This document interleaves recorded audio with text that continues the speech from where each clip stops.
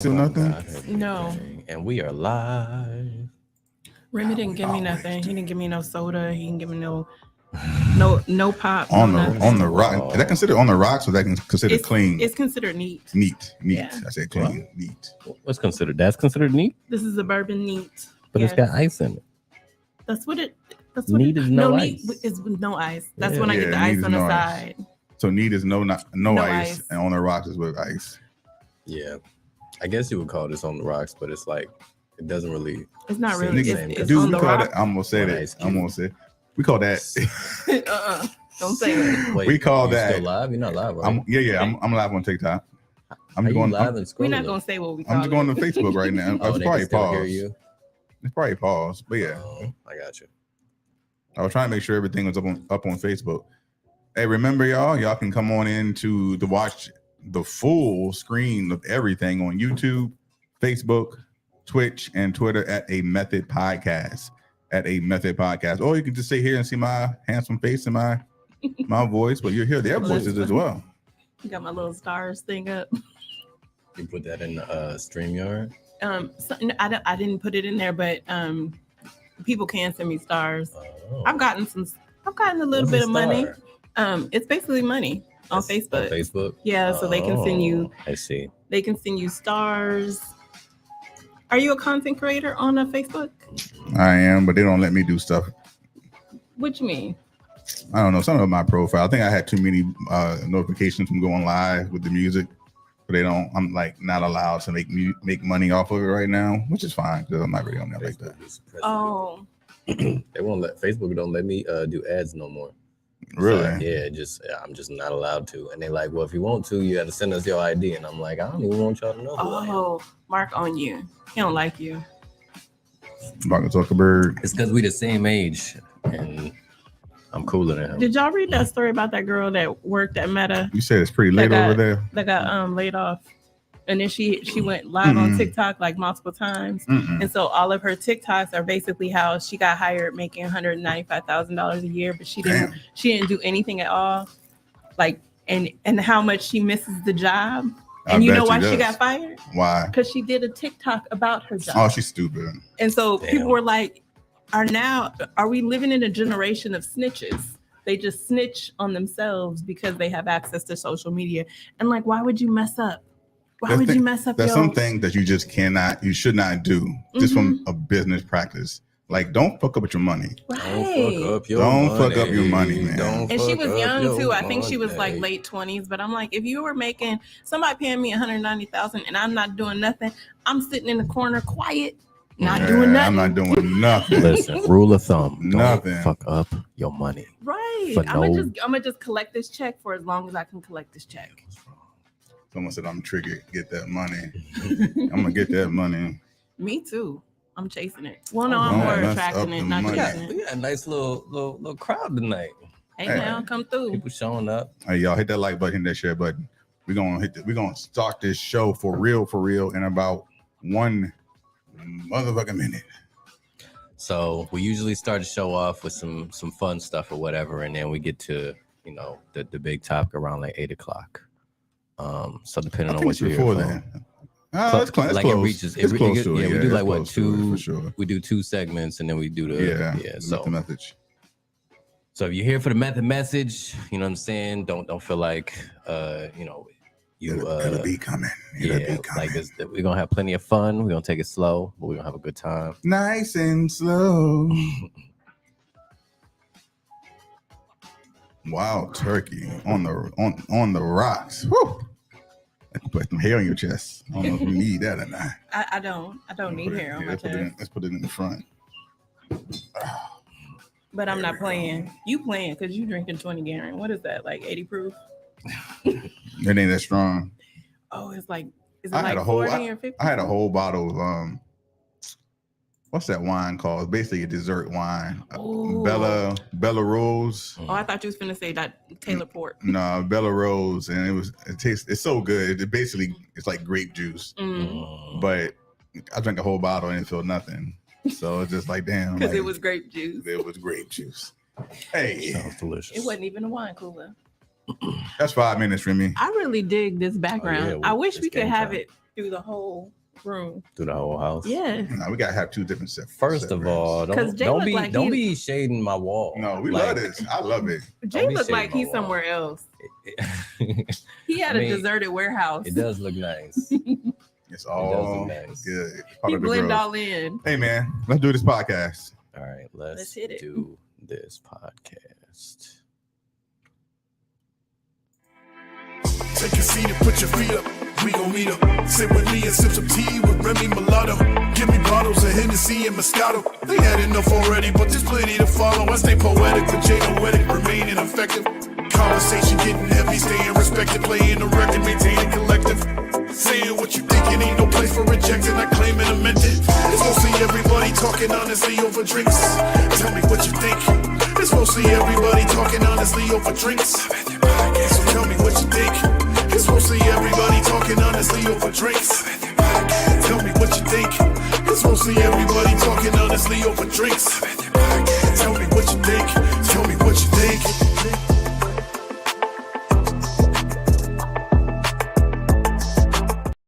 Welcome to a Method Podcast. I'm Jay Noetic. I'm Remy Mulatto. And I'm Selena C. This season on Method Podcast, there's shit on our mind. Shit to talk. And shit that needs to be said. And the best way to talk that shit is to have mostly everybody talking honestly over drinks. And that's what we call a motherfucking method.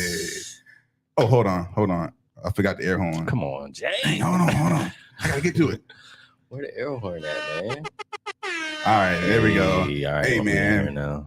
If it's your first time joining a Method Podcast, remember, if you're watching this on Spotify or YouTube, hit the subscribe button, the notification button, so you can get notifications when we drop a new episode. If you're watching the live, we appreciate y'all, man. Hit the like, share, and make sure you comment in the live tonight. Hey, let's get into a method mood. Method mood. Bad mood, good mood, or great mood? How y'all feeling? What's your mood this week? Bad mood? I'm in a great mood. Well, you should be in a great mood. Yeah. You just had a motherfucking birthday. That's right. I'm in a great mood. You just got back from out of town. We should sing our happy birthday, even though our birthday's already passed. Happy birthday to you. Happy birthday to you. Happy birthday. Happy birthday to you. Happy birthday to you. It's your birthday. Hey. How's Arizona? You went to Arizona, right? Yes. Arizona was good. Beautiful. That's it? Yeah. Did you do anything that I wouldn't do? Probably Did you behave yourself? Did you behave yourself? I did. What'd you do that for? It was your birthday. All I did was, hang out with my friends, people I've known for a real long time. Yeah. Just was good to be home. You don't even really have to do a lot when you link back up with people you haven't seen in a long time. Just being in their presence is good enough. Yeah. Did you drink a lot? I did. Yeah, nice. I did. I went to a dispensary too because there's lots of sunshine all over Arizona because it's legal there. I'm sure it was super hot though, right? Isn't Arizona hot all year round? No. They were experiencing a cold front. So it was in the 60s. Okay. A little bit warmer than here. Mm-hmm. It was definitely cold here. I was glad it wasn't hot. I wasn't prepared. How young did you turn again? 47, you said? 48. 48. Well, I had to think about that. 48. I mean, after a while, I think we all just stopped counting, right? 48. I wish time would just stop. Just sit still for a little while or go slow. It's not going to stop. Remy, how you feeling? Bad mood, good mood, great mood? How am I feeling? That's a good question. I'm not feeling as good as I was feeling last week, that's for sure. But that's kind of how I go, don't it? Like it ebbs and flows for sure. It goes up and goes down. Whenever you have like a really, really good ass week, it's not like the next week is gonna be better. The next week is gonna be like, whatever. So that's what we at. We roll. I don't know. I guess it depends on. Like you can't have two good weeks back to back. Why can't you? Like that. Yeah, it does. You can have a whole good month. Absolutely, it does. But I mean, it's personal experience. Not though. For me. Not for you. Not for me. That means you got one. You owed one. It's coming. So my week has been. I'm in a pretty good mood. I would say good mood. Got my annual review from work yesterday because y'all know all of us still work real fucking jobs. You know why? Because y'all ain't sharing our shit. That's why. But no. But I was about to say you got a job. I know I got a job, man. Yeah. So we don't make enough money off of this. So my annual review was pretty decent. better than last year, but just a little bit better because it's an all new role for me that I've been learning. Mhm. So anytime I'm like, I still got a job. Yes. Let me ask you a question. Yes. When you do the annual review, do they ask you like what your strengths are, or your current strengths, or your? Oh yeah, they say what do you feel like you did better? You're doing good at. What do you feel like you need to improve? Yeah.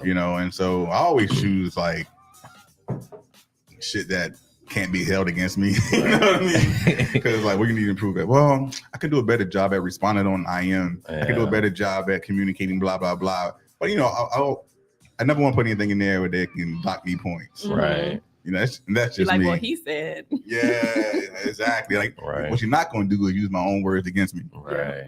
So Method Heads, how y'all feeling this week? Good mood. Yeah. How's Thank you, everybody feeling? Elizabeth. Thank you. How is everybody feeling? I think it's time for Donald us Trump to was get supposed to get arrested. Oh, we're gonna talk about it for a little bit. So let's talk about it.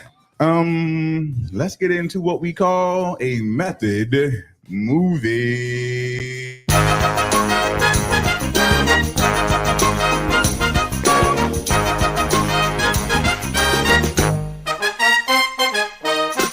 So a method movie, I am going to play a movie clip for the method heads and for these two lovely people at the table.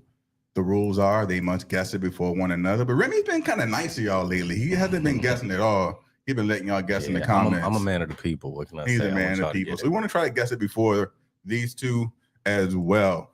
All right. I hope I can stump y'all this week.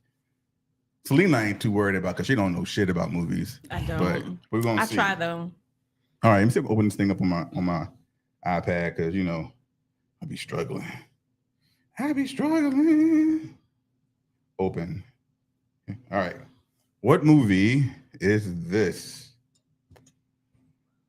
I don't know why you trying to act like you cleaning up. Man, I always think we're gonna steal something. What you want, dog? Oh, I know this. It's Menace to Society. Society. Correct. Menace to Society. We'll let it play out for a little bit. Oh man, I'm from the old school, brother. They probably can't see it. You know to drink beer in store. Hey man, I'ma pay you. Hey look, bitch, stop following me around this motherfucker. You getting on my nerves. Hurry up and buy. Fuck up, man. This is the opening scene from Menace to Society. Yes, hey, leave. Hey man, I said I'ma pay you. Won't you calm your motherfucking nerves? Damn, hurry up and go. Hey man, won't you go ahead and get me?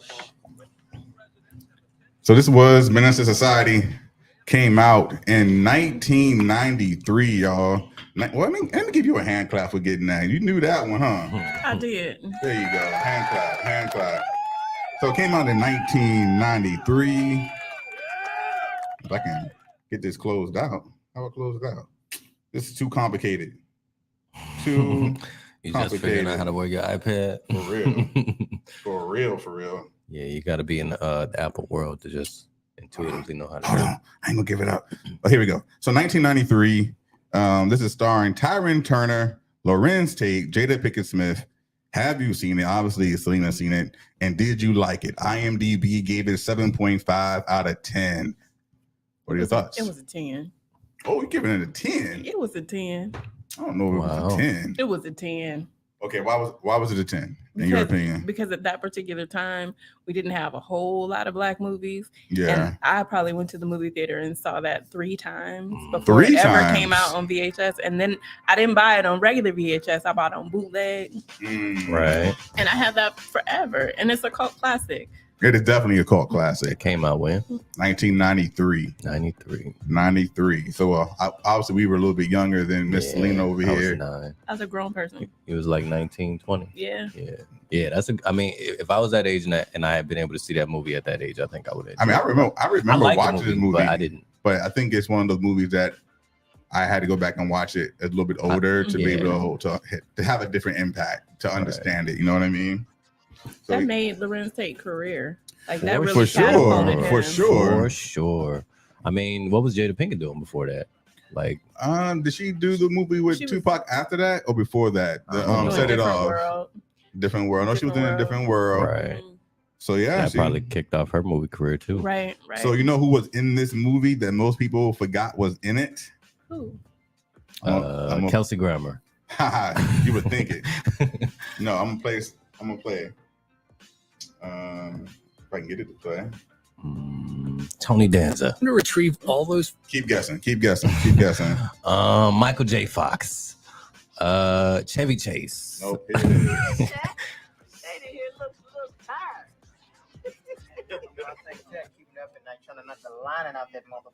Yo, some dirty motherfuckers, man. Keep listening. Look here, man. Now that you've been out the joint about 2 weeks, don't you think it's about time you gave me my money? Oh, that's Sam. Oh yeah, Samuel L. That's Sam Jackson. Jackie, baby. He was the Samuel daddy. L. Got my money yet. Sam Jackson was in this movie. Talking with the cigarette Was in he his a lips. crackhead? He wasn't a crackhead in that movie, right? What was the movie he was a? He was a drug addict. He was a drug addict in that movie. Mhm. Okay, I kind of remember that. Then. He was. Wait a minute. The mom was a drug addict. He was a drug dealer. Drug dealer, He was yeah. a drug dealer. He had a very small role in this. He wasn't the biggest.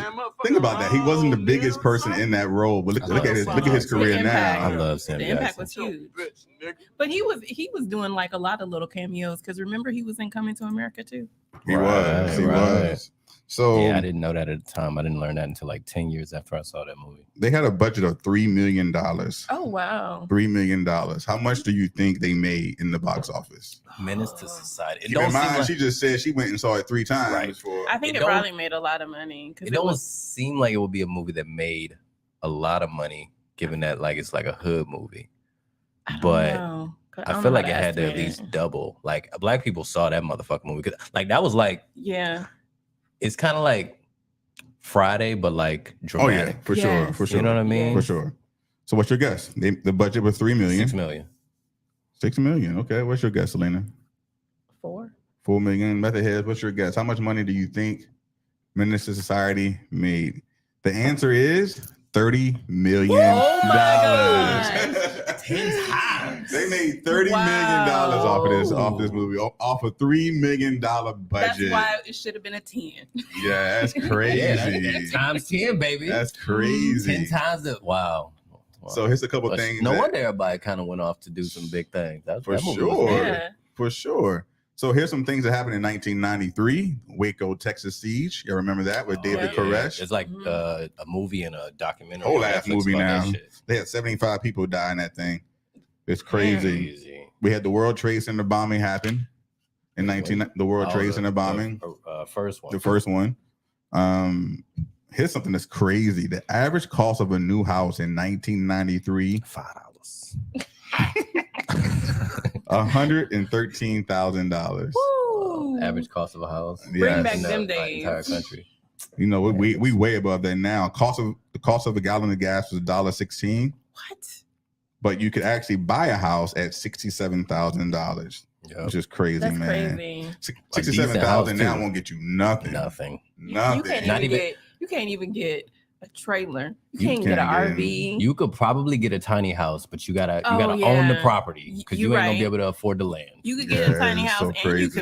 you could remodel the inside. I just read a story today about somebody building a tiny house in their backyard and they did it for $35,000. Wow. There's somebody. But I they don't know own who, it, but they got a backyard to put it in. Right.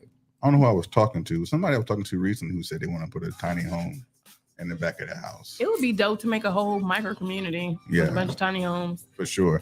All right, man. Well, congratulations to Selena for winning a Method movie. I was Rent. rooting for Yay, you. because I won something. I was rooting for you. You won something. We I was rooting for me appreciate that. too. Remy, let's get into Let's get into it. the Method Weekly.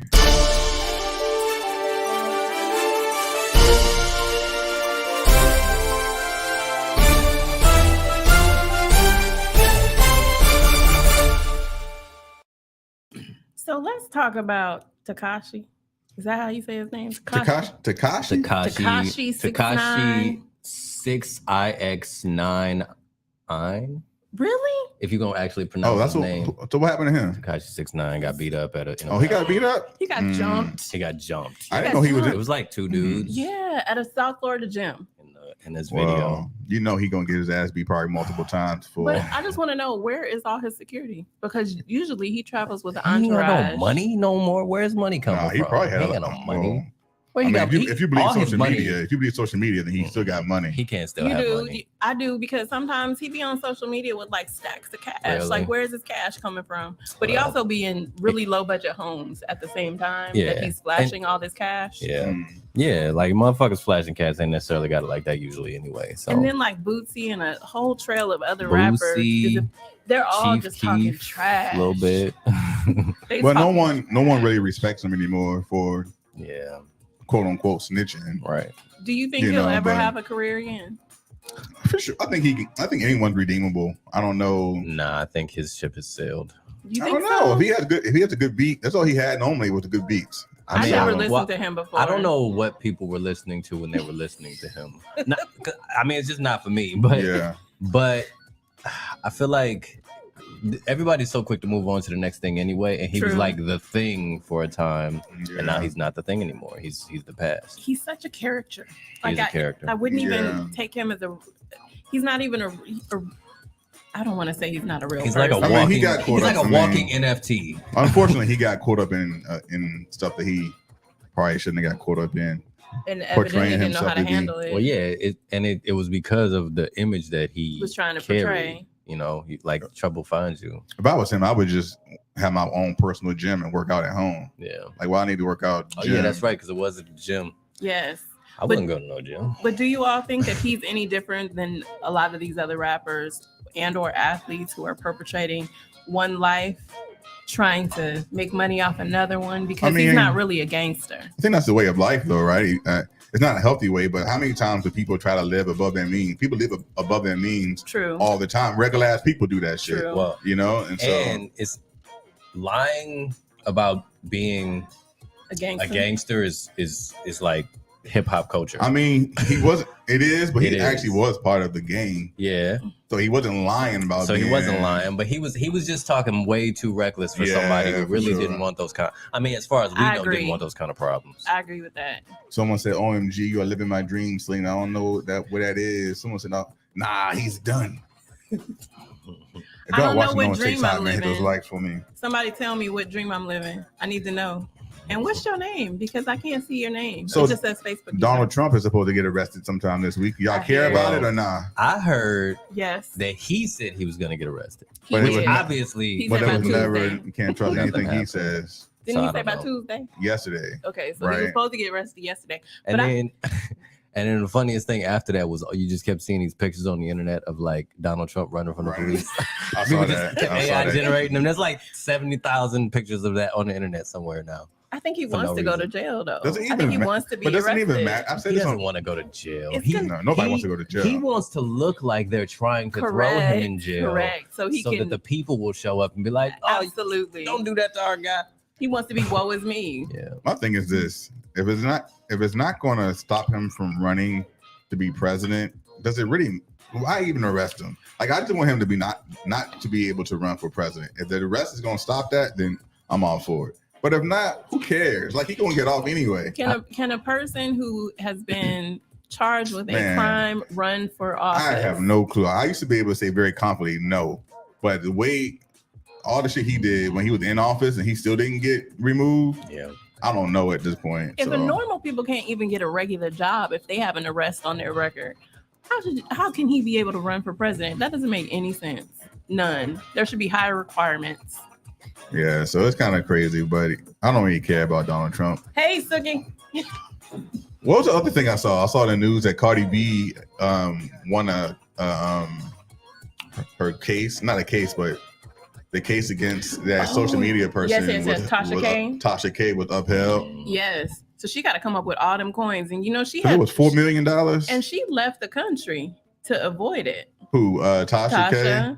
So those who don't know Tasha K, I guess she has her. I don't really know who Tasha K is per se, but I guess she had her own platform and she was pretty much slandering Cardi B, saying stuff that wasn't true. And Cardi B came after, sued her, and I think Tasha K went to court trying to get it dismissed, and the judge upheld the ruling for the case to be pursued, continue. So, but at what point can people not say their opinions and be sued for them? Like, shouldn't you be able to voice whatever opinion you have about whatever public figure? You absolutely should be able to. I Was just this think it's person a journal? Like, what was this person's She was job? like a podcast podcaster, person or like a something. YouTuber. Maybe like, because as a YouTuber, you can kind of potentially fall in the realm of media, and I think media isn't allowed to just slander people. So Tell if you're Fox just, News. I think everyone knows Fox News is fake news at this point. I think Fox News gets sued all the time, and I think they just got really good lawyers. They don't give a fuck. That's probably true. That's probably true.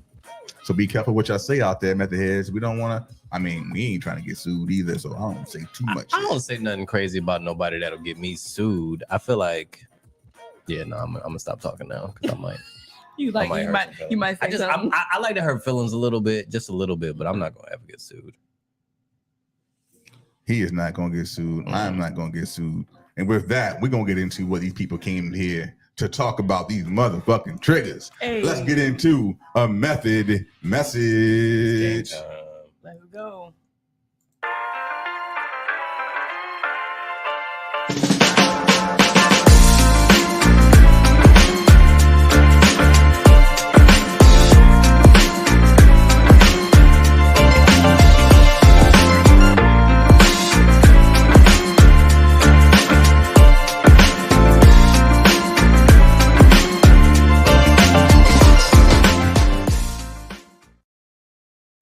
So this week we are talking about triggers, emotional triggers, and all types of triggers. I guess the best thing to start off with was the definition of a trigger. By what they call a trigger. It says a trigger in psychology is a stimulus such as a smell, sound, or sight that triggers feelings of trauma. People typically use this term when describing post-traumatic stress, PTSD. A trigger is a reminder of a past trauma. This reminder can cause a person to feel overwhelming sadness, anxiety, or panic. And I would even include anger and frustration. Right? Mm-hmm. So how you want to start this off? Are you aware of your triggers? And if so, name two. Same thing for you, method heads. Are you aware of your triggers? And if so, name two of them. I would say like one of mine would probably be I don't know if separation anxiety is the word for it, but probably like you could probably condense that into ghosting. Like when either a friend ghosts me, a person that's close to me, a significant other, so like that triggers me. So my question, me too. I want to be petty. I guess my follow-up question would be, if someone ghosts you, it makes you feel like you want to be petty. That's the trigger. So that's the reaction to the reaction. The reaction is almost automatically fuck you too. But I have to go back and basically reevaluate the situation with a cleaner mind, a non-emotional one, because emotion will put you right directly in your feelings. Ghosting. Right. So ghosting makes you feel, and your trigger response is to become petty. Petty, which is when the person texts you back, like act like you ain't. Like bitch. Who the fuck is this? I deleted your number, motherfucker. I'm busy. Pretend you blocked them. Like, I blocked you. My bad. I don't know. I don't know what happened. Your number fell out of my phone. I guess. I mean, what's the time limit on that though? Like some people ghosting depends on the person. To me, when I say ghosting, depends on how much I fuck with you or how much I think I fuck with you. If I think I fuck with you and I ain't heard from you all day. But see, to me, that's not ghosting. No, like I feel like ghosting for me. It depends on the person. To me, ghosting. I mean, I don't hear from you for 3-4 days. Mm-hmm. But I'm not a person who talks on the phone in general or texts a lot in general. Yeah. So most of the ghosting that I deal with is always in the dating realm. Right. It's like when women stop talking to me or if I stop talking to them, you know what I mean? So it's a period of time, then you try to come back. No, fuck that. Right. But in general, I don't think my friends, I've never felt personally ghosted by friends. Yeah. It depends on how tight we are. Because sometimes I think I've been tight with people, even family members. Right. And then you go to text them and they might not text you back for 24, 48, 72 hours. And it puts you in your feelings the longer time span is there. You're like, wait a minute. Didn't I text her 3 days ago? And then a week later you get a response, hey girl. I just apologize when I do that. Remy, what's you just apologize. I'm like, damn. And because I think in my mind, I said, oh, I'm gonna respond. Next And thing I then know, forget. it's 24 hours, 2 days later. So I don't even text back. I just call them, but hey, saw you text me, or you called me. My bad. I apologize. Whatever reason, you know what I mean. So what's a trigger for you? What is a trigger for me? Fuck. I guess I get triggered by rejection, like outright rejection. What kind? Like if I ask for something, and in my mind you're completely capable of doing this, but if you just be like, nah, I'm gonna be like, why? Why the fuck not? At least give me an explanation. If I can't get an explanation, like if you explain it to me and I get it, oh okay, because such and such and such. But if you like give me attitude or it's a problem, it's like, well, why? So is that more of triggering being the word no? Is that the same thing? Oh yeah, I mean, I feel like that's being told no. That sounds terrible. I mean, I'm just asking. This nigga don't like the word no. What's wrong with this nigga? We'll see. This motherfucker don't like the word no. No. It's not. Okay, I'll say this. I don't love the word no. Yeah. I don't think anybody does. I don't love the word no, but I can handle no. Yeah. I just can't always handle I can't handle no, and then you tell me I can't ask questions after. Yeah. I got questions. Yeah. You gotta Follow up. No? Okay, that's cool. Why not? No? Okay. And then we'll move on. So a trigger for me, and this is something that I try and have worked on, is I cannot stand when and I've said this before on the podcast, when someone is passive aggressive. Like it is a trigger for me. Like I will be like, I'm like, yo, like Jay would be beating my ass. I'm like, I will cut so many people off. Wow. Like, just tell me the fucking problem. Just tell me what's going on. Like, don't bring it up. Because the way I live my life is I really try to live in the moments. And so if something happens, I'd rather us trying to come to a solution about it and move on, because the next day I'm not really trying to think about it, right? And so if you are being passive aggressive and you're bringing this up a couple of days later or whatnot, it's a trigger for me. Right. And I initially I'm very quick to be like, man, I can't do this. Like, I'm not doing this. But that's something I'm trying to work on, because I understand that may not be the best reaction to give somebody against someone, because sometimes it's just they don't even know. And honestly, getting over being passive aggressive is that's not easy, you know. I would say that, okay, so I'm passive aggressive, and I'm very well aware that I'm passive aggressive, but I am passive aggressive in situations where I don't feel emotionally safe. So if I feel like I can't emotionally express myself to somebody and they're shutting me down, right, passive aggressiveness comes as the relationship progresses. Okay. Let me ask you a question. What type of dude you feel like you're dealing with in those situations? Like is he just not somebody who is emotionally available? Generally, the main problem men have, I feel, in conversations with women is their ego. So if they could get outside of their ego and have a conversation where they don't feel like they're being attacked, right? I'm sharing information. So I'm serving up a plate of food, and I'm presenting it to you. Yeah. And I want you to look at it, and I want you to tell me what you think. I don't want you to attack the plate of food or throw it across the room. Like, I want you to look at it. Tell me honestly what your opinion is and what your take on things are. But a person shouldn't be attacked for simply just sharing their feelings. Sometimes it's very okay. Well, so in that sense, you could say his trigger is talking about feelings. Correct.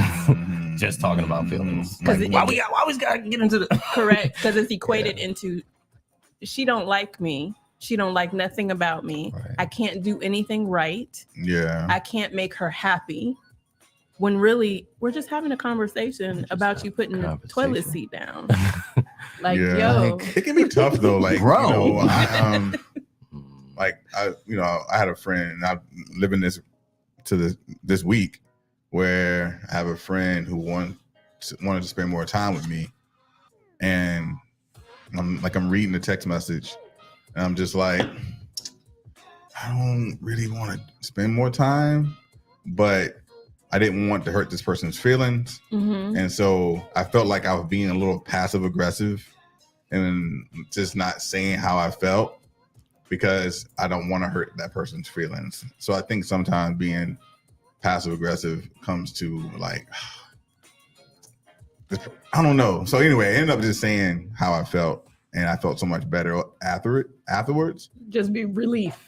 Really. Yeah, relief. Yeah. And I think that's important because your friends, your significant others, people that are in your life, you should be able to speak your truth. So if you're asked to go somewhere, you should be able to say, no, I don't really feel like it this week. Maybe next week we can hug up. 100%. And them to be okay with that. But some people will get triggered by that. Oh, like, so another thing I noticed is when, for example, some people just need some me time, right? And if you tell your friend or your partner, your lover, hey, I just need some me time today.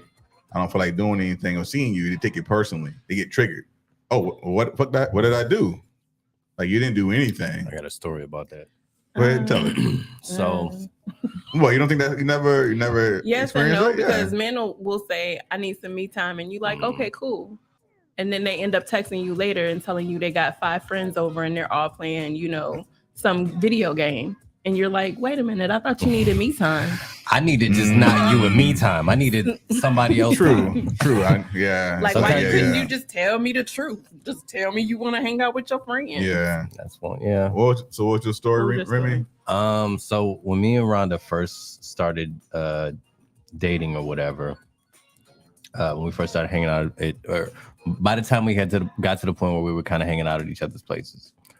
One of the first times where I was hanging out with her at her place, her energy was just real fucked up one day. And I was like, okay, yeah, what's going on? And it took some prying because she's just not the type to just kind of talk about her shit or whatever. Yeah. So after like digging a little bit, she was like, I kind of just thought I was going to be alone today. Oh. And I was like, so I was triggered by the energy. Yeah. And then once we had that conversation, I got it. I was like, oh, okay. Like, honestly, I get that you need your you time. That's not something that I fully understand, especially not in this phase of a relationship. Yeah. But I get that people have that. So yeah, I'll catch you later. Is quality time your love language? Yeah, it's up there. I think it's up there. It's probably higher than most of them. But when we talk about triggers, everybody has them, right? Oh, for sure. It can be whatever. Yeah. But like, say, Jay, is your trigger my responsibility or is it yours? It's a good question. So I feel like the trigger is my responsibility to make you aware that something you did or something you said triggered me. But I don't think it's your responsibility to own it. I still have to own it and work on not being so triggered by it. But I do believe that the moment it brought to your attention that this is something that triggers you, that your partner should work on not doing those things. They have a responsibility. They have a responsibility not to initiate that trigger. If I'm talking about triggers in every facet. So like, even if it's a friend, if it's a relative, if it's a coworker, you would expect them to continually remember 100%. All of their friends' triggers, all of their families. I don't care about nobody else's trigger. But if you my person, really, and you my family, you close, and we're close, then yes, I expect you to know it. Now, even with family, if family's on the outskirts, it's not, I don't really care what they think. People in that realm of your life, if they like trigger you, you just kind of don't see them no more. Like, you trigger me one time and I'm probably never gonna see you again. Whereas when you talking about like your inner circle, your people, your person, your partner, whoever, you're more sensitive to that. So it's like, if this is something that we've talked about like a bunch of times now, and you're like just kind of like doing whatever as if we didn't have these 5 conversations or these 5 arguments or whatever, like, then I feel like you're trying to piss me off. I see what you're saying. Then that's when that conversation starts. Yeah. So what's the process for y'all when you become triggered? So something happens, you get triggered. What's the process? What happens? Burn this motherfucking house down. No. Is that your first reaction? I mean, not all the time. I'm better now, but Yeah. I definitely I don't handle being upset like well. So I need something. Like I need something after that. What? I prefer an apology. That's what I want the most. But you know, I gotta be able to communicate with that person. And sometimes in that moment, I can't communicate in a healthy way to that person. I'm triggered. I'm about to talk some shit, and I ain't getting no apology if I talk shit. So for me, just to give you an example, my process when I feel triggered is the first thing I say to myself: Am I tripping? That's what I say. Or is it a real Right. trigger, right?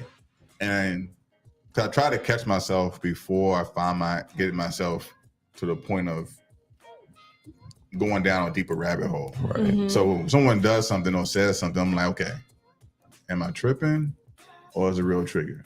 Right? And if it's a real trigger, then I have a conversation.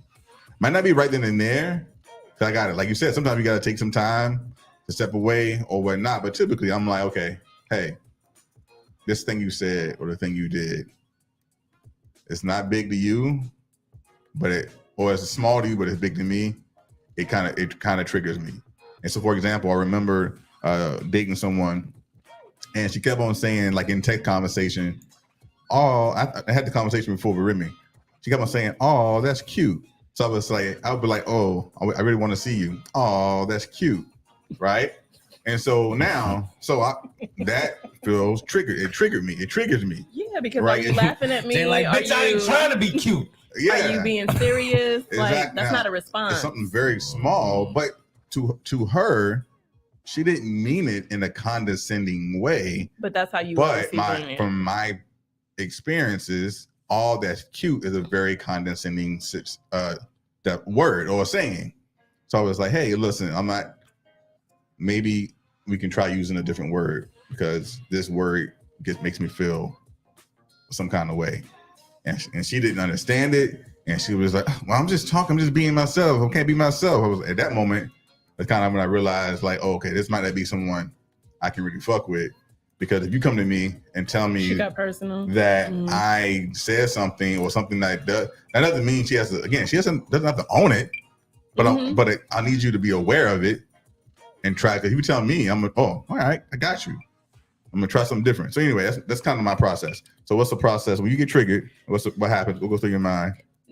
Well, I'm a girl, so because of Fuck that, all this shit up. Because of that, I'm like, shit over. I'm generally like, I'll say the same thing that you say. I'll ask myself, am I tripping? Did I take this wrong? Then I will usually enlist someone who has known me for a really long time, and I'll call that friend. For sure. And if I'm talking about a mutual friend or a friend that they don't know, I never give them the name. Yeah. I just be like, yo, so this happened. What you think? Yeah. To just check myself to see, am I tripping? Right. You know, to get confirmation. And then if I hear, no, girl, you ain't tripping.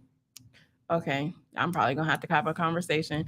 And I have become over the years non-confrontational.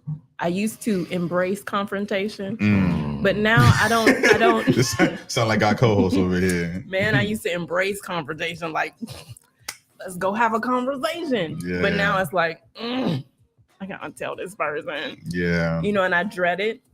But I will pick up the phone, or either I am a texter, so nothing is off limits to me in texting. But I have noticed. You better not text me a whole ass conversation. Man, be mad at me. People text me whole 100-page letters in text messaging. I do think some things get lost in translation because for sure. You don't know the emotional state and you don't know the context in which some of the meaning is. So sometimes it's good to talk over the phone because you can get somebody's emotional standing from having that actual conversation. But I usually check myself, and I try to, if I have to approach that person and have a conversation, I want it to be in a rational place. Yeah. I don't want to be moving with so much emotion that they don't hear me. I also ask myself, how important is this person? Yeah. Because if they're not, like, I can be triggered by different people at different times. Do I really give a fuck? With That part. Yes. Do I give a fuck about this person's opinion? And if they're not important to me, I don't say anything at all. What you write down, Remy? So you write down a note. Oh, I didn't write anything. Oh, you were getting ready to? Thinking out loud. So, what type of work have you done or recommend people to do for triggers? What kind of work have you done? Like, so let's say you are aware of your triggers. Method heads, you're aware of your triggers. What kind of work have you done to overcome those triggers? I think just getting better at communication with people is super important, and getting comfortable with yourself and knowing yourself and knowing what you do and don't like, the types of behaviors that turned you off. Because sometimes, like you said before, like knowing whether or not you want to fuck with that person is super important, because sometimes people can trigger you and it doesn't matter. Like it doesn't matter. You're like, that person rubbed me the wrong way, but they ain't my friend, so I don't care.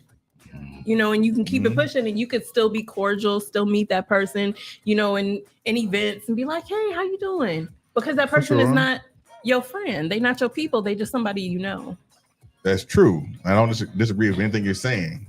What I'm asking you directly is, what kind of work have you done about your triggers? So you know, taking pause is super important. I used to be the type of person that would move with my temper instead of moving with my head. So I think now I move more and I think about it before I do anything. Jumping to conclusions right from the jump sometimes will put you in the wrong space. Gotcha. And I'm not trying to be physical with anybody. I'm too old for that shit. Yeah, I ain't fighting nobody. You know, if we can't have a conversation and express our feelings to one another, you aren't somebody that needs to be in my circle anyway.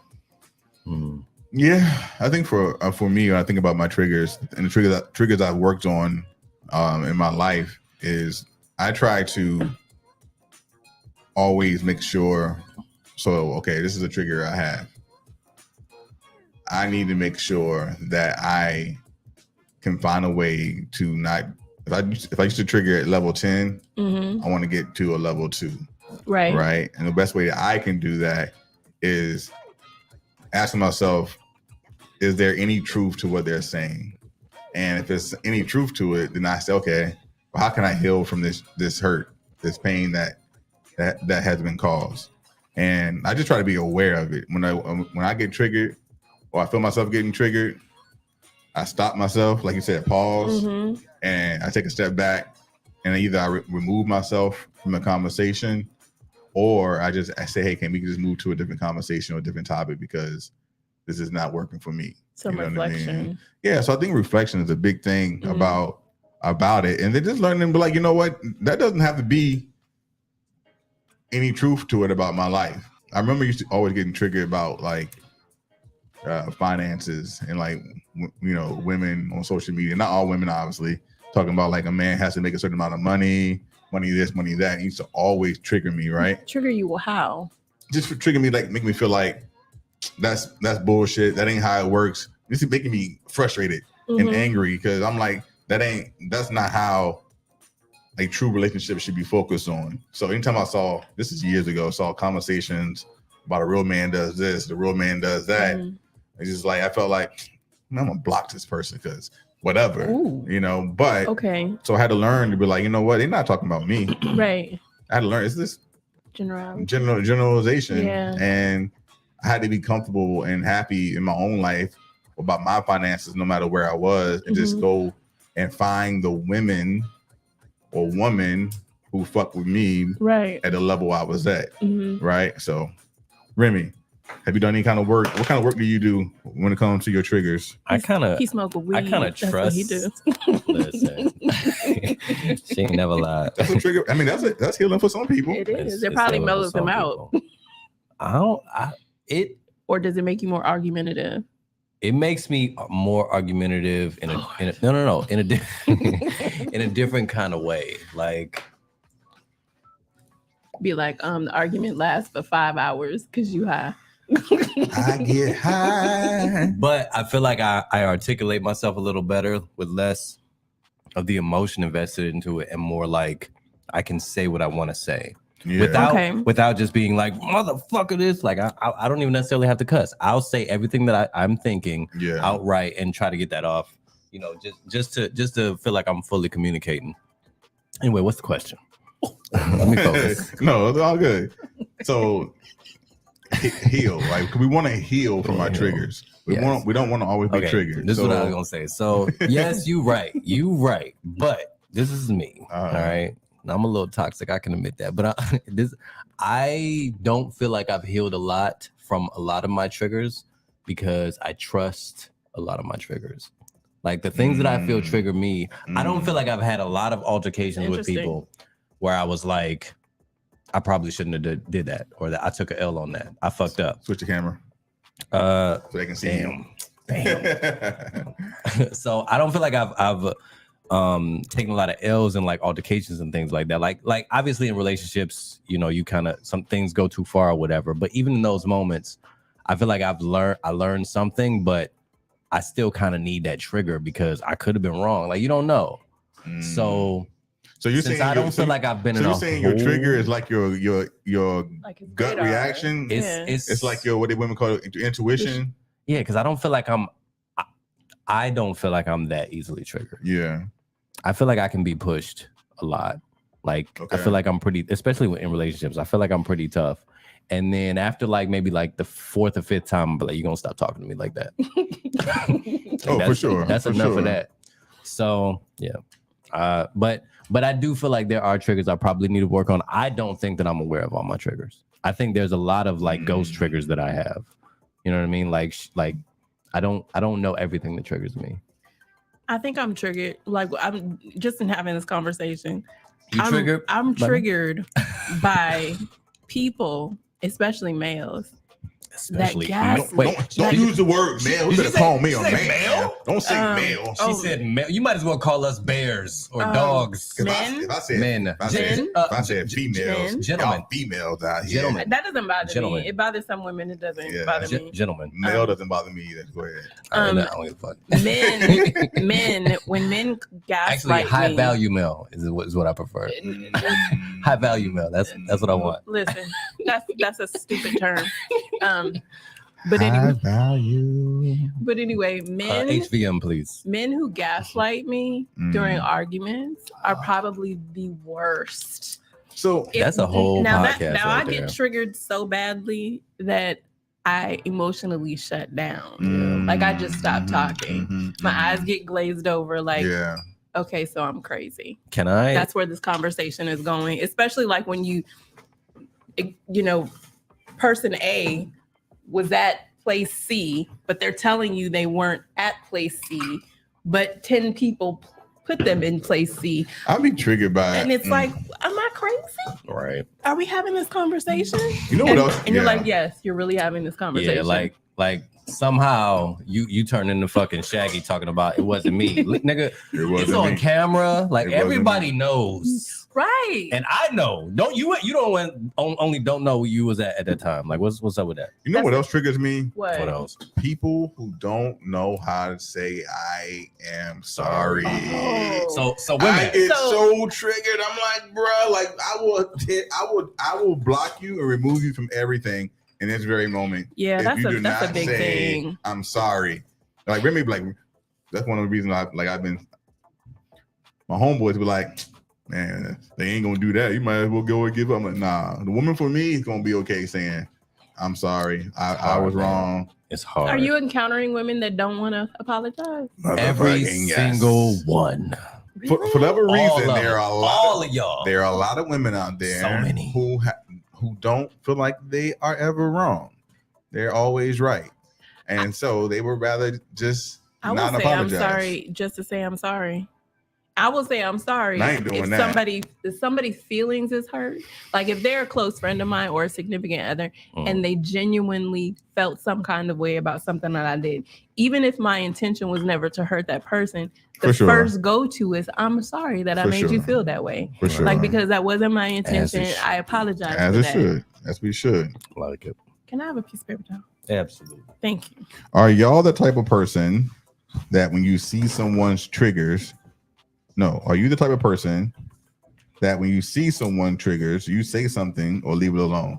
So you are seeing other people's triggers, so whether it's a friend, family, a person you're dating, and you say, and they might not even say that it's a trigger, but you've done, let's say, multiple things have happened. And you're like, oh, this is a trigger for this person. Mm-hmm. Right. I'll look at that person. Do you say you say something, or do y'all just be like, oh, I'm just gonna leave that alone? It depends on the relationship with that person. Right.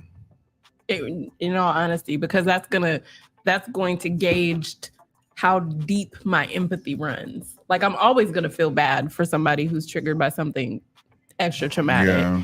But if I'm around a friend that I know every single thing triggers them, because I have friends that are triggered by almost everything.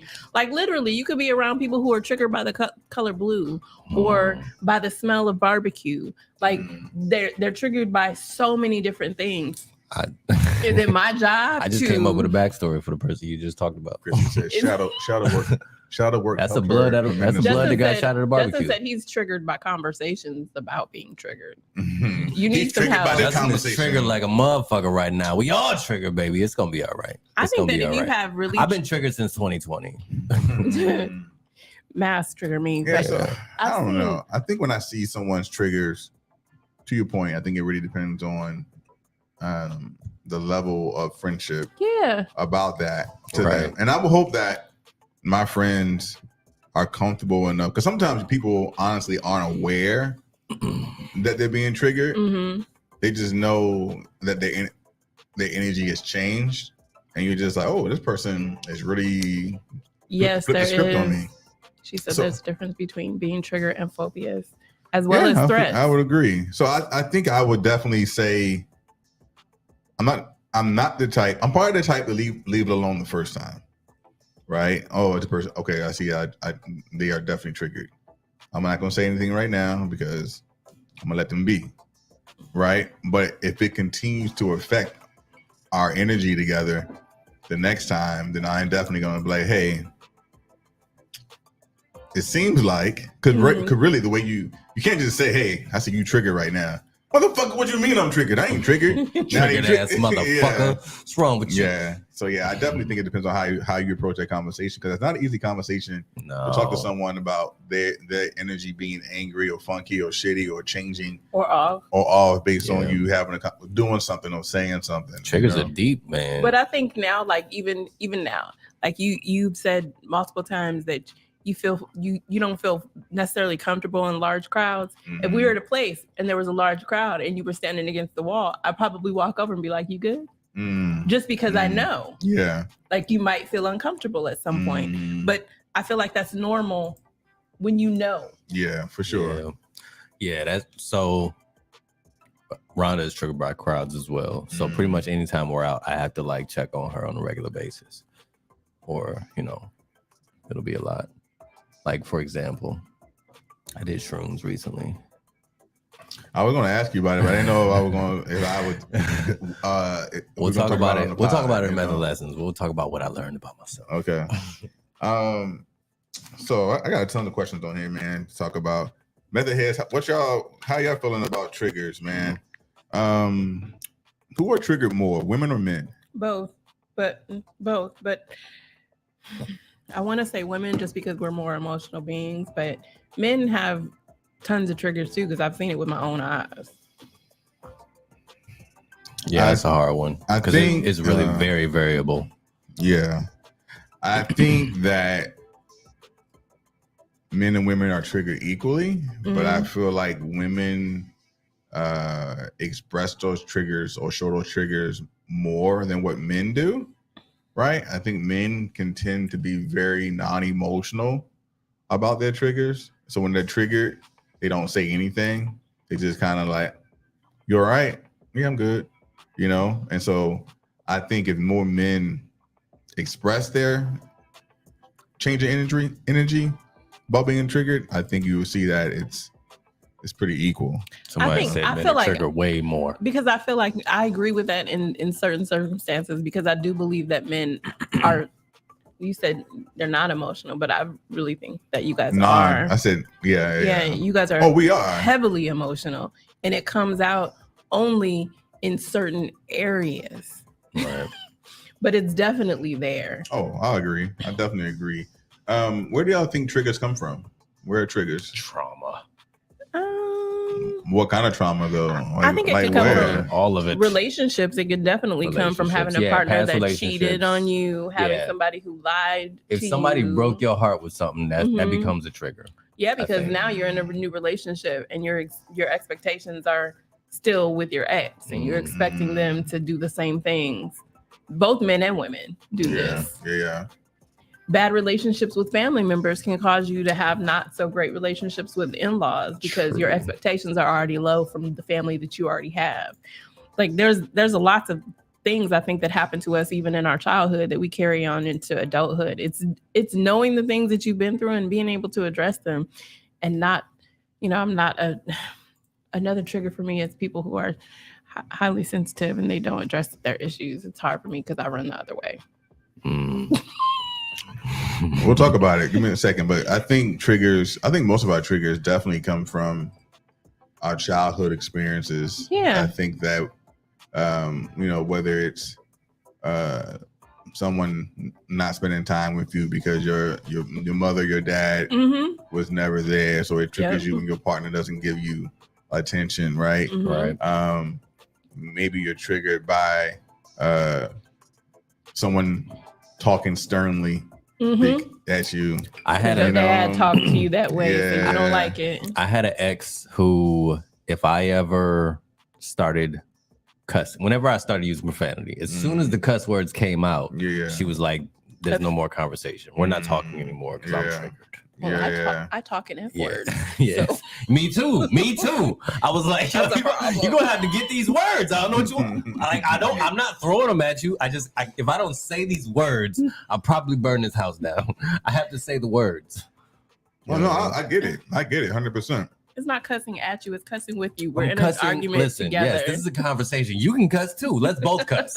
Let's say the same cuss words at the same time. I don't mind someone cursing. Just as long as they're not calling you like names, right? Yeah, don't call me names and don't yell. Because if you yell at me, I'm just gonna sit. So here's talk about being petty. So when someone's yelling, I'm now I'm getting a little triggered. So I'm not listening to you, right? And now I'm just gonna be smiling at you because I'm not gonna say anything. What you smiling at? Shit! That's the danger zone, boy. Wait, that's the danger zone. I'm waiting for you to stop yelling because right now I don't hear shit you saying. Let me tell you something. If I do that today, I will not survive the night. I'm not saying that's a very good thing. She's like, nigga, I'm not saying it's a good thing. Let me tell you what happens. You do that at your own discretion. Because literally, you'll probably die. She looks at me and she's like, nigga, you think this is funny? This is funny to you? Oh, you think it's a joke that I'm pissed off? Like, then it's a wrap for me. Yeah. But don't yell at me though. Oh yeah. Yelling usually ensues when two people are not hearing one another.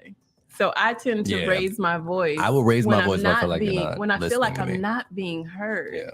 Like all you have to do is acknowledge, I'll move the fuck on. Especially when you like going back and forth with somebody, because then it's like now I gotta talk over you in order to talk to you. What I've learned, that's what I actually don't do that. I'm so happy. This is growth for me. That is growth. I want to grow up. I would let people get off, right? But you're gonna get off. So when I have an issue, I literally talk to my people like this. Like, hey, listen. So this is my opinion on blah blah blah blah blah. I don't go up here. I don't go down here. And sometimes that could trigger people because they want you to react right when the way you are, right? Because you don't care. You're not emotional. No, I care a lot. I care so much that I'm talking to you with respect and a calm voice so that we can get to a solution about this. Because if you yell and not listen, I think that's bomb though, because I think that every relationship you have, so especially one with a significant other, there should be a really good balance. So if you have somebody who's super high strung, who's super vocal, being with somebody who's somewhat quiet, hit that like button, y'all. Hit that like button. It's actually a good thing. So when you are arguing, your arguing is fair. Yeah. Because I can't stand low blows and like Oh yeah, people don't give that me a don't low know blow. how to fight. Do like, not give me a low blow because that is a trigger. It is now. There is no coming back from a low blow. If you Spinning go back to the fist. ground, There's I'm no going to coming hell. back. Like we going to hell together. Because I'm gonna say some dirty I am shit. not Michelle and Barack Obama. That's like I am not going high. That's like you in a boxing match and this nigga kick you and you're like, oh, we fighting then. All right.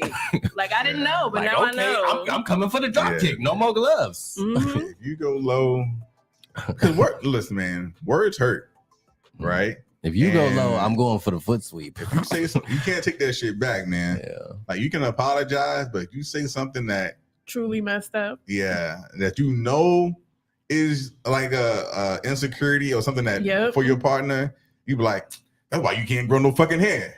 Oh. Or that's why you ain't got no dick. Oh, damn. Say some fucked up shit. Yeah, for sure. And that's then you try to roll over and go to sleep. That's you why can't even sleep. That's why your pussy loose. Yep. And that's some shit that when you go to sleep. Nah, I ain't never said that. I ain't never said that shit. That's so dirty. That's why your pussy is trash. Trash. I ain't never said that. Like, I would never. You would never. Nice. You would like not get that pussy you ever will never, again. That's what I was about to say. You will Relationship. never ever hit it. You would never get it again. It's a wrap. It's a wrap. So it's an interesting question I wrote down. Are people of color easily triggered by racial injustices or things that borderline being racist? Yeah. Yes, we're highly intuitive and we're highly sensitive in those areas. Are we overly sensitive to? I don't think we're sensitive enough. Okay. I don't think we're sensitive enough. Okay. Remy? I don't know. You don't know? Come on, man. What do you mean? I mean, because there are times where I feel like Black Twitter is overreacting. You know, I'm like, oh, are we really upset about this? Because like people right now are trying to. At one point, they're trying to bring up shit about Tropic Thunder again with Robert Downey Jr. No, it's on TikTok again. I'm like, y'all, like no Black person who watched it during that time was offended because we understood the whole point about it. So why are we bringing this up and trying to have this issue with Robert Downey Jr. playing this role? Like it wasn't a big deal. Like we get it. It's not. So why are we triggered right now? I do understand that times have changed, and therefore people need to allow certain things that have not allow them. They've already happened. So we allowed them to happen when they did. People need to let certain things go. That movie was funny as fuck. That movie was funny. The airplane coach. It was funny as fuck. TikTok. His whole character was funny. Yeah. Which is why it's okay. Because if it's not funny, we're gonna remember it and be like, what the fuck? I'm a Black dude playing a Black dude. It was it was very good. It was very well done. And I didn't feel offended in the least. No. It was to me it was less like making fun of Black people and more like an homage to Black people. You know what I mean? Like it was as much as somebody like Robert Downey Jr. could do. But more than anything, to be like, I fuck with Black people. Yeah. Right. I feel like more than anything, it was taking a dig at Hollywood about putting white characters. That's exactly what it was. It was a commentary. Roles. Yeah, which that's part of why it worked, is it was like he wasn't a real character. No. he was just something to make fun of. Yeah, for sure. It was dope though. That movie was good. It was. What's the difference between being triggered and tripping? What's the difference between being triggered and just tripping? He said he was gonna call me at 2, but he called me at 8, and I'm tripping. Like I'm triggered because he didn't keep his timestamp, but he was busy. Like some things you're triggered by, I understand, but in my mind they're not valid, and I have a right to my opinion. Yeah, if you triggered and you can find your way out of it, but you choose violence, you tripping. Yeah. Like if you could have been like, you know what, it's straight, whatever. But if you decided, you know what, it's on, fuck it, we doing this tonight. Let's do it. Yeah, you a little toxic. Yeah, I don't know, man. Like tripping. I feel like people need to heal from their own triggers, though. Yeah. Like I just don't want to carry everybody's trigger on my back because that's too much baggage for me to carry. It's too much baggage for one person. Yeah, I mean, you can't have 10 triggers. People have to really work on themselves. You got to do the work. You need to work on understanding why you're triggered and healing from that trauma, because trauma or trigger is coming from a past trauma, right? And so what event in the past caused you to have this traumatic experience? And how do you heal from that event and the things that come from that? Sometimes right? I don't think you'll ever heal because remember we talked about, you said how one of your toxic traits is you forgive all the time. I said one of my non-toxic traits is that you want to forgive everybody. I forgive everyone, yeah. Okay, so I have the same trait, but that just comes from, it's stemming from my parents who I felt didn't forgive enough. Yeah. So I overly do it to keep people in my life, but sometimes those people that I'm holding on to keep in my life shouldn't hold a position in my life. Right. For sure. Because I should have stopped forgiving them maybe 10 times ago. 10 times So ago. I have to tell myself, like, you deserve more than this type of love. Oh, for sure. But that's the type of love that I'm used to getting because that's my childhood. Yeah. Do you know what I'm saying? So I understand where it comes from. I can look at myself now being older and saying, oh, this is why I suffer from separation anxiety is because my parents kicked me out. They didn't really kick me out, but they let me leave at 16 years old. Yeah. You know, so I have... They kicked her ass out.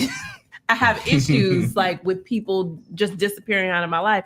I don't know if it's an expectation, like I feel like they're eventually going to leave or eventually not be there. You know, I always have that kind of like in the back of my mind, but that stems from my childhood and relationships I had in my own home. So I understand and I acknowledge it. And I try to be as transparent as I can with anybody who's in my life so that they'll know. But that doesn't necessarily guarantee that they're going to treat me accordingly, because that would mean that they would have to remember.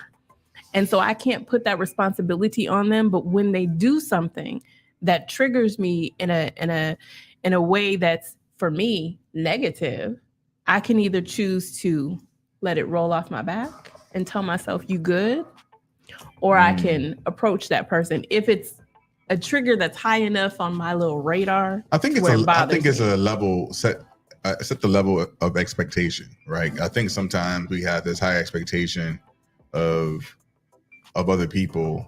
They should know better, they should do better. But sometimes people are who they are, right? And so I think that we have to give people the opportunity. No one is just going to change overnight. Mm-hmm. So if someone tells me that this is a trigger of theirs and I talk this way or I move this way and I've been moving this way or talking this way all my life, I'm probably going to fuck up again. Yeah. Right? And people need to have the expectation. The expectation, like, all right, that you're not perfect. Give them a chance to change over time to understand this is a trigger for me.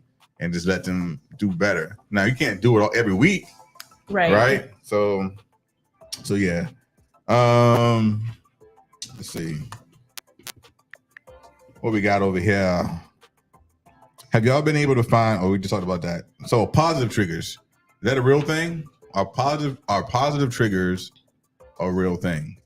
And what would be an example? So I do think that positive triggers are a wrong thing, because I think when we think about triggers, we're always thinking about the negative side of it. Mm-hmm. But when I think about positive triggers, I think about doing things that bring forward positive feelings and thoughts and other actions. So like if you enjoy, going to the beach or going to sitting by water or meditating. So it's like to have a better week. So maybe you set the expectation, okay, Monday I'm going to go meditate outdoors. Oh, and now I feel positive. I'm positively triggered to have a better mindset for the rest of the week. So I do think positive triggers absolutely are real. Oh yeah. I think too, when you communicate those to your partner, like the person that you're with, and you tell your partner like you really love something or you really enjoy this, and they go out of their way to do it,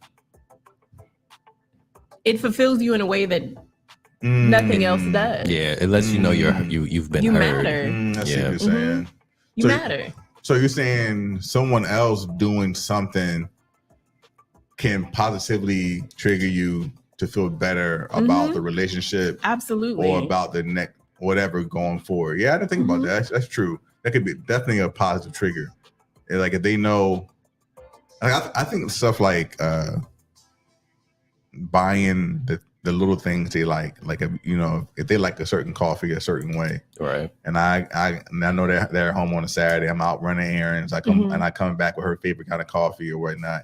Yeah. I imagine that's a positive trigger. That's a positive trigger. I would think, but I guess it depends. It depends on the person, yeah. And something that's free, like I know she's coming home today and she had a long day. She told me her day sucked. Let me run her a bath real quick.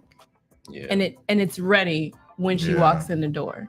Like just small things. It doesn't even require people spending money. It could even be she had a rough week this week. She really likes this stupid show. I'm gonna watch it with her. For sure. I'm gonna tell her, come on, let's watch it. So it sounds like you kind of just hit 2 love languages, which was acts of service and then quality time. Yeah. So I feel like depending on what your love language is, that could determine like what your positive trigger might be. Or I'm also thinking positive trigger could be like a turn on. You know what I mean? That too. Even if it's not necessarily sexual, but it's something that kind of just like you feel fulfilled for sure for receiving this from your person or your people or even yourself. You know what I mean? Whoever the fuck is doing it. Yes. Like if you really like your man when he wears a suit and then he decided to take you out to dinner and wear a suit. Right. I never understood why people always like they get upset when they say like, oh, he bought me this, but I don't really like it. Or he bought this perfume, but I don't really like it. I don't want to wear it. But your man or your woman is asking you to wear it, but you don't want to wear it. Like, why wouldn't you not want to do it? Like, I just feel like I don't get that either. Like, because even if you don't like it, if he like it, and we all people are, I shouldn't have to compromise, right? Ooh. So now you're triggering me because you never wear the shit I like, right? If I agree with you. If I have I have my cologne, right? I have a certain cologne I wear, but if my woman bought me a cologne it was like, that I said I care about, so good. But when I wear it, it makes her become closer to me. Then I'm gonna wear that fucking cologne. Right. I might not wear it every day, but I'm gonna wear it when I wear it. She's gonna be like, "Oh, you got my perfume on." Jay's like, "I'm gonna wear it on the days I'm trying to fuck." 100%, 100%. That's how she know. Or like if your woman always wears it, like you say, you like it when a man wears a certain suit. If I buy you, you wear a dress, I'm like, damn. That dress looks sexy as fuck on you. Yeah. Right? Wear it again, girl. Wear it again. But you never want to wear it. Like, why would you not want to do that? Wear that goddamn dress. I don't know. Who are you dating? I'm not saying. No, I'm talking in general. Okay. But there are people out there who don't want to compromise or do the thing that their partner like. You don't have to do it all the time. Those are people that don't need to be in relationships. But that could be very triggering for people. It's like, well, damn, he don't do nothing I like. You have to understand when you're in a relationship, you have 2 people. So you have one person that thinks one way and another person that thinks the other way. And a relationship should be on equal footing. So if your man buys you a dress, even if you don't love it, if he love it, like I love you in this dress, let me put on some shoes that I really like with this mug. And let me put some earrings that I really like. I'm gonna do my makeup the way I want it. He's gonna be happy with just the little thing. Yeah. And sometimes you don't even like. It's all about you just pay attention, right? If someone buys you something that you normally don't like, and they say, "Oh, I thought you would look good in this," or "I thought you would smell good in this," then that's a key. That's a cue to like, oh, this is what they like. Yeah. Right. And again, even if so it just depends, man. So I got 2 positive triggers. Okay. That stem off that concept. Yeah. So when my girl cooks for you. No. Well, no. You like food.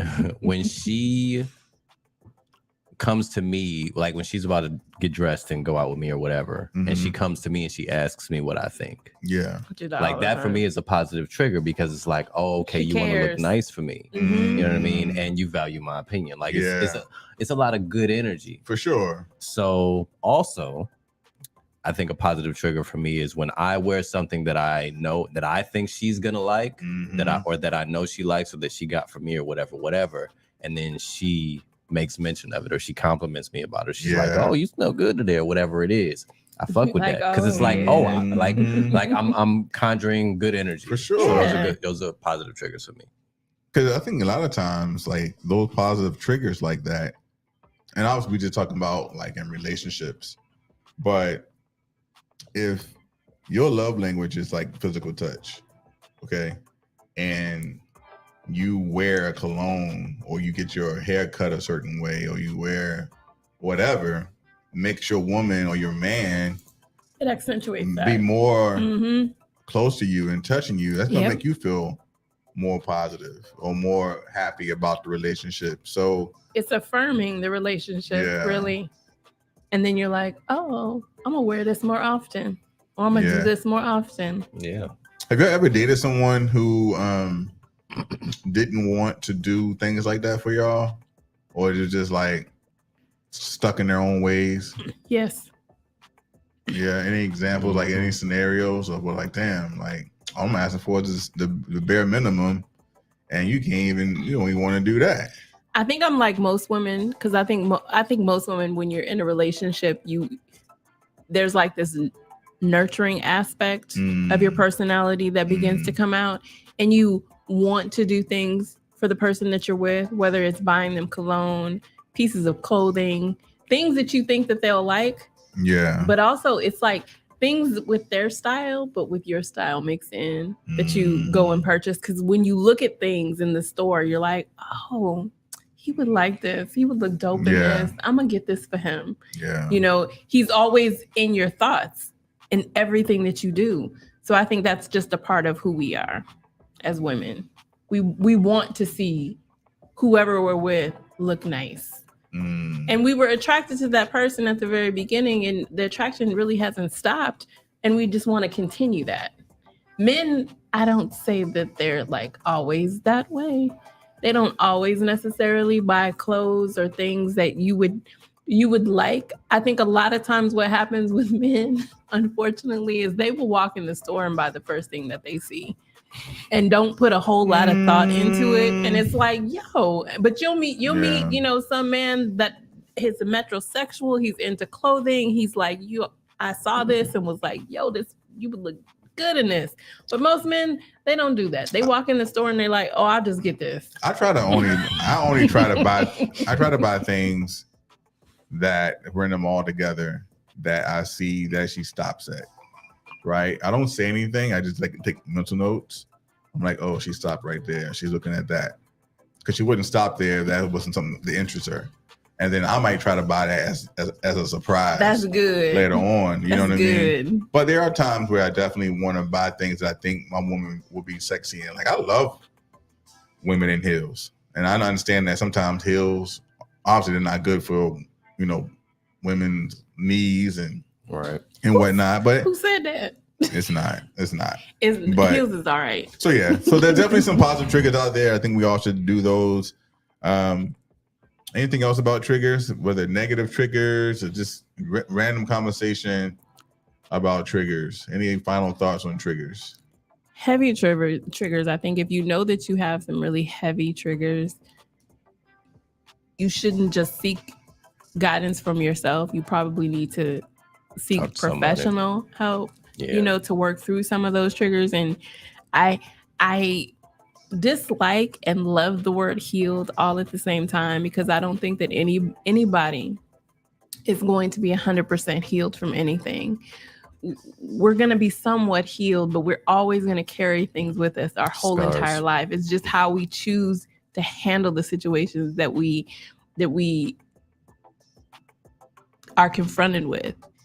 And I think sometimes we need help in how we handle those situations.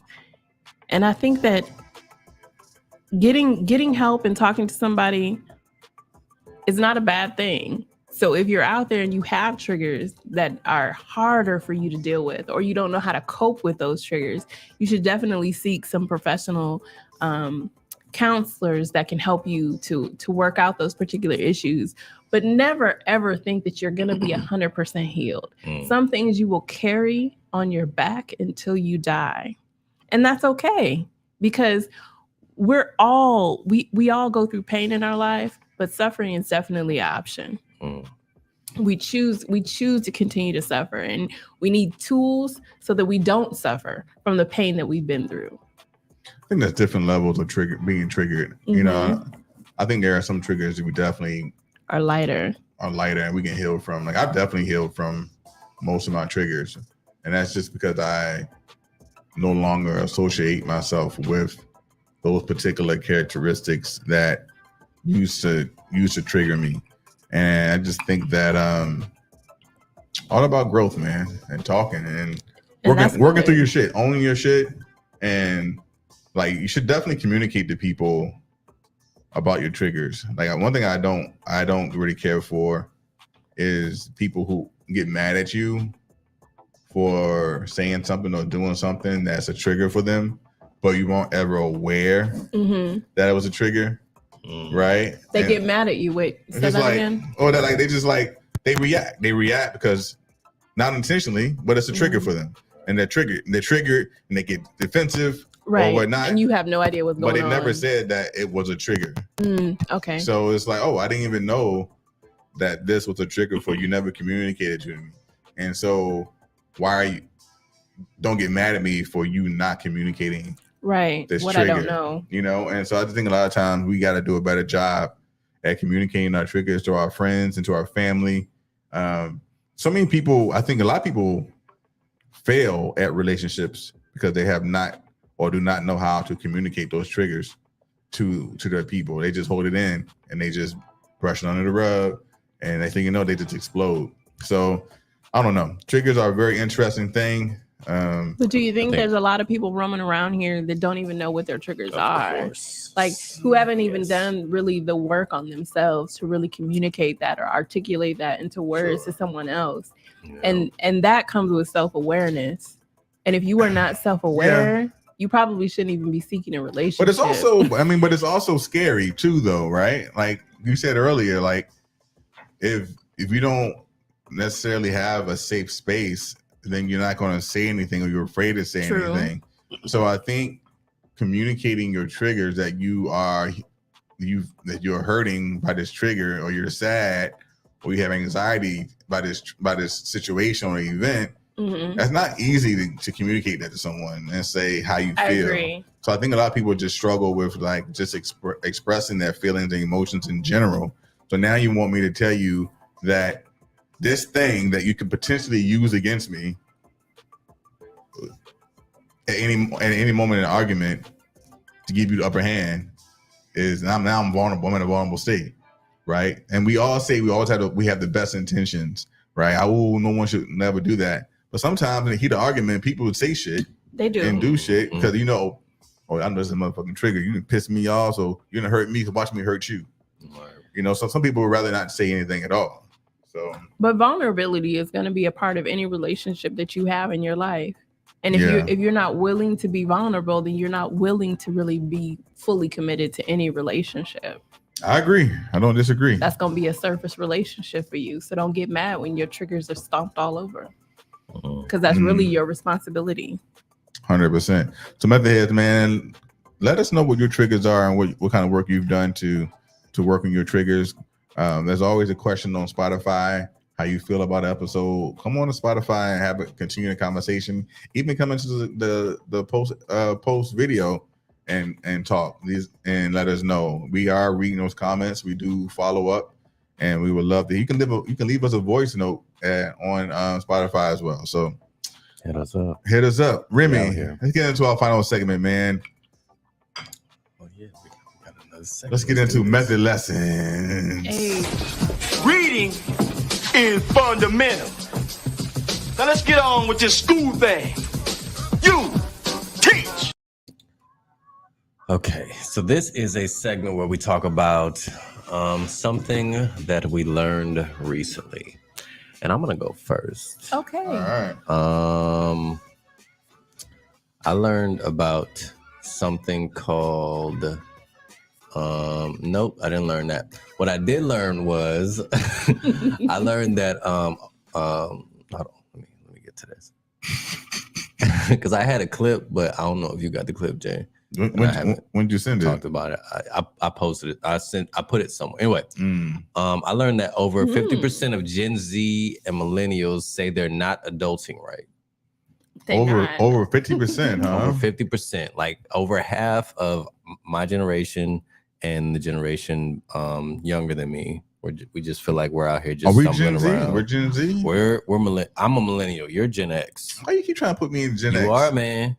You are. I am not Gen X. I'm an old ass millennial, so you Gen X. Yeah. Look, we didn't look up before. It's 1980 to 1999 or something like that. But yeah, the millennials and Gen Z, they don't feel like they're doing it right. And I guess it's stuff like, because they're buying houses and buying property and stuff like that, and having the job that you feel like you want, making the money that you feel like you're supposed to be making. Like, we kind of invented the idea of like the tiny house, because we was like, yo, we can't buy this shit. We need to we need to condense. Yeah. So yeah, it's kind of sad. I think it's unfortunate that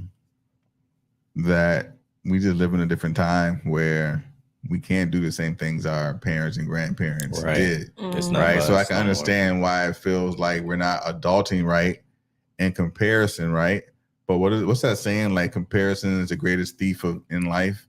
Like, when you compare your life to other people, you're always going to feel like that you have less. And I think the truth is, we just live in different times. It sucks. Also, in the same regard, there's things that we can do that they could never. Absolutely. You know what I mean? Like, they weren't able to they didn't have access to nearly as much as we have. The world has gotten smaller. Yeah. But because the world has gotten smaller, everything's more expensive. You know what I mean? Like, everything costs more. So you just put your money where you can.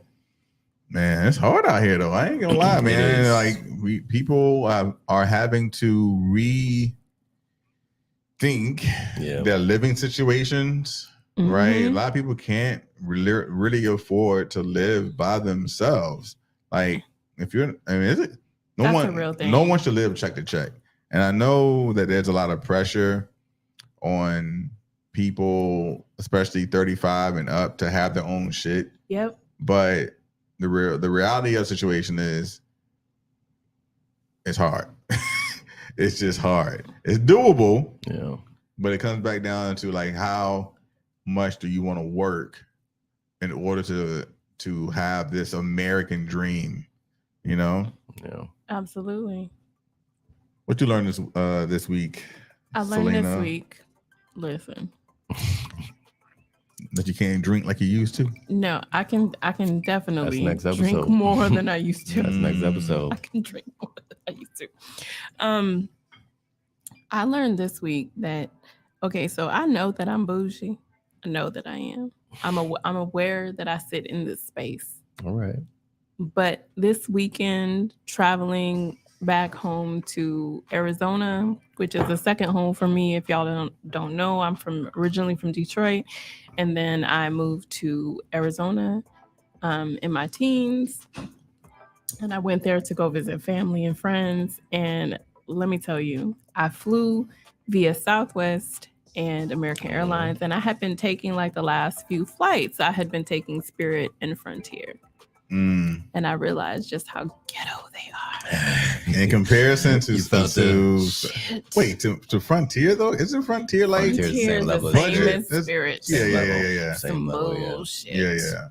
You get some hard ass seats. I've actually never flown Frontier. You don't get no screen. You get to overly pay. You don't for get your no bags. Plugs. You get to pay for everything. You don't get no plugs. It's a bare minimum. A bare minimum flight. You got to pay to breathe on the flights. Oh my god! I gotta pay for oxygen. If you want to use the bathroom, that's $5. Listen, I flew Southwest, and everybody that knows me knows that I don't fly Southwest often. I generally fly American Airlines. Yeah. I've heard good things about Southwest. The biggest issue I've heard about Southwest is that you can't choose your seat. That's ghetto.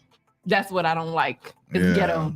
I done paid my full fare. I want to pick my seat. And it's so random, like what zone you're in for them. It's this is the trick. When you fly Southwest, you buy your ticket, and then you go to the ticketing counter and you pay like $25 to upgrade so that you're in the first block that gets to walk on the plane first. To get in the first zone. So If I'm not in the first zone, I will pay extra to be in the first zone because I don't want to fight y'all for a good I'll seat. do that on finna Spirit put me, sometimes too. You're not I'm finna like, put me in the middle and I'll be uncomfortable the whole flight. I won't do middle. I won't do the back. Right, With like back of the plane.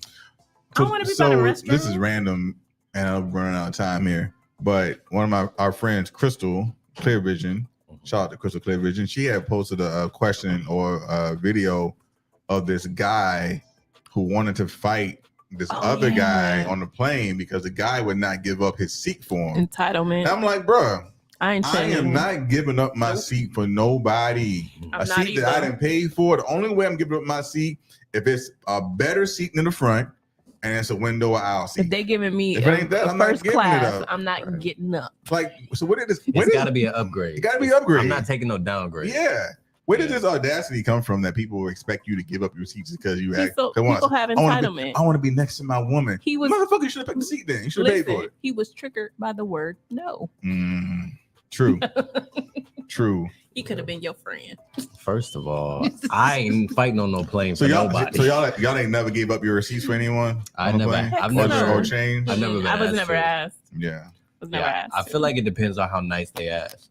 Like if they said, "Can you please whatever," and then I'm thinking like, well, if it's just me or whatever, I usually fly with somebody, and you know what I mean. So that rarely happens for me. Yeah. Again, if it's a middle seat or to the back, it's an absolutely no. I don't care if you want to sit by your child. I'm not doing it. But if it's an upgrade to the front, if you wanted to sit by your child, you should have bought your tickets accordingly. It's kind of funny because you tried to save money. In doing that, it's like you're trading and assume someone will get up their seat. Yeah, and it's almost like the money that you paid to choose your seat or whatever. Because I guess in their circumstance they didn't pay it. Yeah, it's like, oh, okay, that's like me giving you the money to have chose your seat. Yeah, but no, I paid for this. Yeah, so. exactly. Absolutely. Sorry, like I paid for my seat. All right, so here's my method lesson. I'm gonna try to get it to play on this damn iPad Pro. Problem is it's on TikTok and I don't have my TikTok logged in. Let's see what happens. All right. Come on. You logging in right now? In your life, the more you're paying attention to them. So they captured your attention. So you're giving your power away to that person, right? Because they're capturing your attention. So then there's an energetic connection to every person, everything in your past, present reality has your energy connected to it. So now, this is the significance. When a person really decides to be defined by a vision of the future instead of the memory of the past, the hardest part about it is all of a sudden becoming conscious and not making the same unconscious choice. So then, if you lower the volume to your frustration, to your hatred, to your anger, if you truly knew how to do that, if you lowered the volume to that emotion, you would take your attention off that person, which means you would begin to break those energetic bonds, and now you're taking your power back. Yes. You're calling energy back to you, and we've measured this. And all of a sudden, it builds this bigger electromagnetic field around the person's body. That's energy to heal. That's energy to create a new future with, right? And then if you didn't want to lower the volume to the emotion, then just take your attention off the person. And every time you take your attention off the person, if you became conscious of that, you wouldn't feel the emotion. Now, the body, though, has been addicted to that emotion because you're using that person to reaffirm your addiction to hatred or frustration. And if that person died, you'd find another one. So then here you go now. So now you're in a position now where you begin to lower the volume to that emotion. And the body's going, wait a second, you've been doing this for the last 20 years, and all of a sudden you're just going to stop hating? And the body says, well, I've been conditioned this way, and conditioning is based on the past. So conditioning is based on the past. And so when I heard this, so there was a guy named Dr. I can't bring him back up, but I'll put it in the comment later. And talking about conditioning, and I thought it tied into like triggers, right? And so when I think about triggers or things I don't want to be like, I think about focusing my attention on something else. So we all are conditioned to be a certain way, but we can recondition ourselves to be a different way, right? And so do you feel like you, Method Head answers the question too, have been able to recondition yourself in your current life based on changing from the past, right? Because I think in the past we always think about like where we came from, and we think we're still that same way, but we forget how much we've changed. Right. So we recondition ourselves. We might still have a couple of triggers here and there, but have we reconditioned ourselves in a positive way? Do we forget about that sometimes? Like, do you feel like you've reconditioned yourself? Absolutely. Yeah. Absolutely. Because the way that I react to things now at 48 are definitely not the same as 22. I've definitely grown so much more, and I'm able to control my emotions. I think that's super important. Being able to reevaluate yourself, being able to know, like we said earlier, being able to know your triggers, but also process things from different people that you're getting them from, knowing whether or not this person is valid, if they really hold a space in your life, whether you should be upset, you shouldn't be upset. Yeah. I definitely think I've reconditioned myself, because I used to think about, like, I used to always self-sabotage my friendships, my relationships. I used to run from the first sign of an argument or a disagreement. I just was not really good at. I've always been better at friendships than I have relationships in the past. And I think part of that is just I never really saw what a healthy relationship was, what it looked like.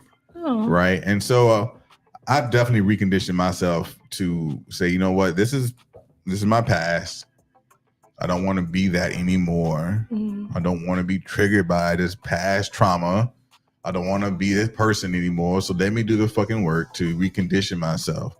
And so I just thought it was a good video or reminder about that. That trauma is a conditioning from the past, you know. So have you reconditioned your life? Not really, but I could probably use some reconditioning. You don't think so? I think I probably have. Yeah. Like, when I think about, I don't know, I've been in relationships my whole life, and I feel like I'm not that different. But I feel like the people that I've been with have been very different. Yeah. And I feel like I've grown in between those relationships, but you feel like you're the same person? Not exactly the same. That's growth, though.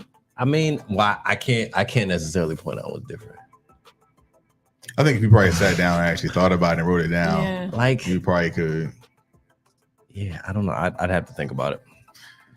It is what it is, man. So, Selena, you got 1 week left with us. I do. Yeah. You feeling good? I am. I'm sad. It's gonna be over.